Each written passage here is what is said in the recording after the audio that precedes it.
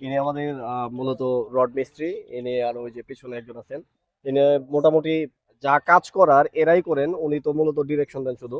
তো ওর কাছ থেকে একটু আমরা শুনবো যে আসলে কাজ করার মাধ্যমে আসলে কতটুকু আমরা গেইন করতে পারি, কতটুকু লাভ হয়, ইঞ্জিনিয়ার আসলে কাজ করলে, ইঞ্জিনিয়ারের সঙ্গে কাজ করলে কতটুকু জানা হয়, এটা সম্পর্কে একটু সংক্ষিপ্ত বলেন।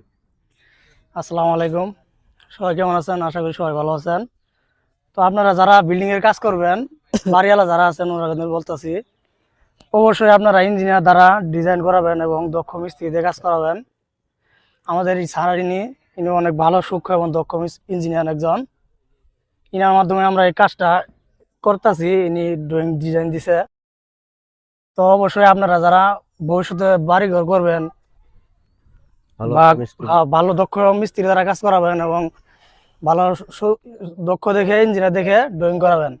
ইঞ্জিনিয়ারের পরামর্শ নিয়ে অবশ্যই কাজটা করাবেন, তাহলে আপনার বাড়ির কাজটা ভালো হবে, সঠিক হবো।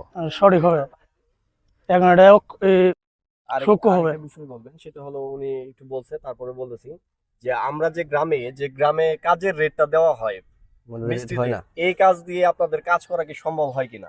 না জি স্যার, এটা তো হয় না। অনেকেই গ্রামের মিস্ত্রিদের আপনার মূল্যায়ন করে না, আপনার রেট কম দিতে চায়। বাড়িওয়ালারা খুঁজে খালি কম রেটে কাজ, কম রেটে যারা কাজ দিবেন কেমন চায়, কাজও ভালো চায় নাকি? কম রেটে কাজ দেয়, কিন্তু কাজ ভালো চায়। আসলে যারা কম রেটে কাজ দিবেন বাড়িওয়ালাদের বলতাছি, কম রেটে কাজ দিয়ে আপনি কখনোই ভালো কাজ নিতে পারবেন না। এটা কখনোই সম্ভব হবো না, আর হবেও না।